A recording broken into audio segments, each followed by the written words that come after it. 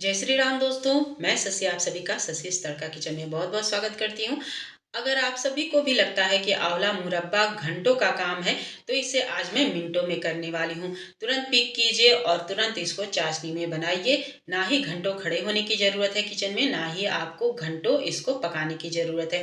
तो चलिए फिर जिस मेथड से मैं आज आंवला मुरब्बा बनाने वाली हूँ, अगर आप इस मेथड से बनाएंगे तो आपका काम मिनटों में हो जाएगा। तो चलिए फिर शुरू करते हैं। पहले आंवला मुरब्बा बनाने के लिए हमें आंवला को अच्छे से धो करके साफ कर लेना है, उसका सारा पानी सुखा लीजिए।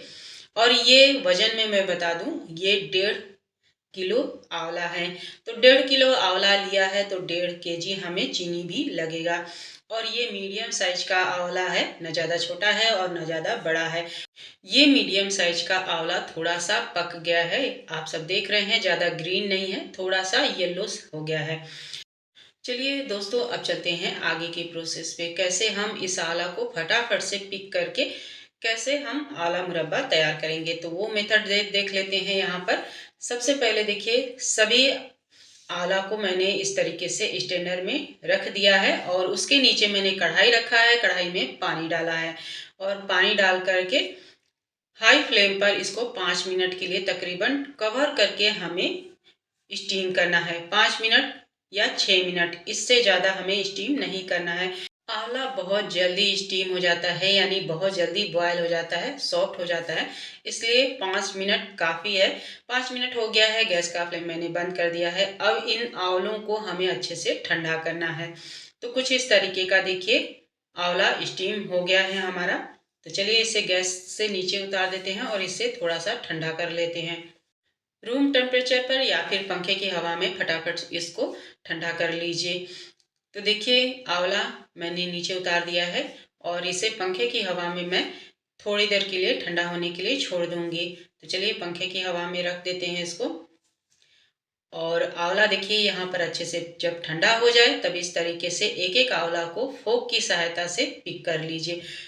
जब इसे आप थोड़ी देर के लिए स्टीम कर लेते हैं तो आंवला को पिक करने में हमें आसानी होता है, ये फटाफट काम हो जाता है।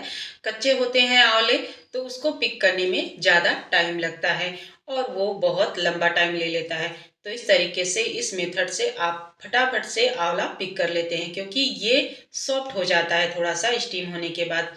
सभी आंवला में मैंने अच्छे से फोक की सहायता से छेद बना लिया है, होल कर लिया है। अब चलिए बारी आती है इसको हमें पकाने की। तो जितना आंवला लिया था उतना ही मैंने 1.5 केजी चीनी लिया है। चीनी यहाँ पर कम या ज़्यादा नहीं चल सकता है, जितना आंवला यानी बराबर मात्रा में हमें चीनी लेना है। तो इस बात का ध्यान रखिएगा। जब भी आंवला मुरब्बा आप बनाते हैं या आंवले की कोई भी रेसिपी मीठे वाली बनाते हैं तो हमें बराबर मात्रा में ही मीठा भी लेना होता है। गुड़ में बनाना चाहते हैं तो गुड़ में भी आप उतना ही वजन में हमें गुड़ लेना है। तो ये सारी चॉइस आपकी है, आप इसको मिश्री में बनाइए या आप गुड़ में बनाइए। आप जिसमें बनाना चाहते हैं आंवला मुरब्बा आप बना सकते हैं बराबर मात्रा में। तो सबसे पहले चीनी में अच्छे से आंवला को हम मिक्स करके तकरीबन 5 से 10 मिनट के लिए कवर करके ऐसे ही छोड़ देंगे, यानी गैस ऑन मैंने नहीं किया है, कवर करके अभी रख दिया है।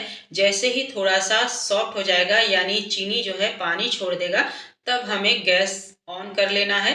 गैस ऑन करके लो फ्लेम पर इसे तकरीबन 10 मिनट के लिए हमें चलाते हुए चीनी घुलने तक, यानी जब तक ये पूरे अच्छी तरीके से पानी नहीं छोड़ देता है तब तक हमें इसको पकाना है। तो कवर करते हुए आप इसको पका सकते हैं, यानी थोड़ी थोड़ी देर पर देखते रहिए और पकाते रहिए। तो यहाँ पर देखिए अभी 6 मिनट हुआ है और चीनी कुछ इस तरीके से घुल गई है। अब देखिए इसमें तकरीबन 15 मिनट हो गया है और 15 मिनट बाद इसमें बॉयल भी आने लगा है और चीनी भी घुलने लगी है। तो इसी तरीके से जब तक इसमें एक तार की चाशनी नहीं बनती है तब तक इसको हमें पकाना होता है। तो आप इस तरीके से चेक भी कर सकते हैं।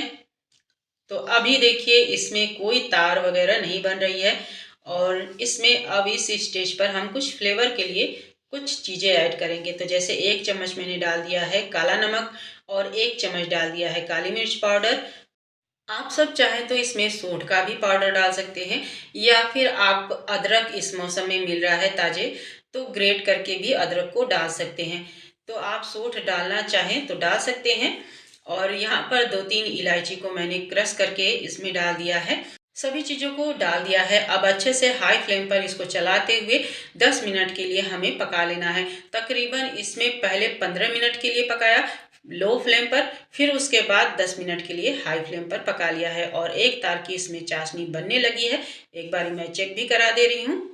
तो देखिए, ठंडा करके चाशनी को, तो इस तरीके से दोनों उंगलियों के बीच में एक तार की चाशनी आप देख लीजिए खींच करके। तो बन रही है ना एक तार की चाशनी। गैस का फ्लेम मैंने यहाँ पर बंद कर दिया है और अब इसको ओवरनाइट के लिए या फिर आप दिन भर के लिए अच्छे से इसी कढ़ाई में ठंडा कर लीजिए। उसके बाद इसको हमें किसी जार में भरना है। तो बस जब आला मुरब्बा आपका बन करके तैयार हो जाए एक तार चाशनी वाली, तो ओवरनाइट के लिए इसको छोड़ दीजिए या दिन भर के लिए भी छोड़ दीजिए इसी बर्तन में।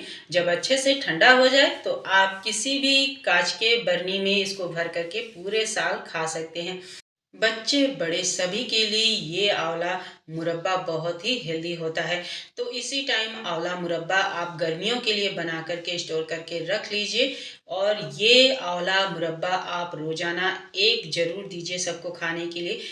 बच्चों में तो आपको अच्छी आदतें जरूर डालनी चाहिए। टॉफी वगैरह मीठा वगैरह खाने से तो अच्छा है कि यही आंवला मुरब्बा उन्हें खाने के लिए आप दीजिए।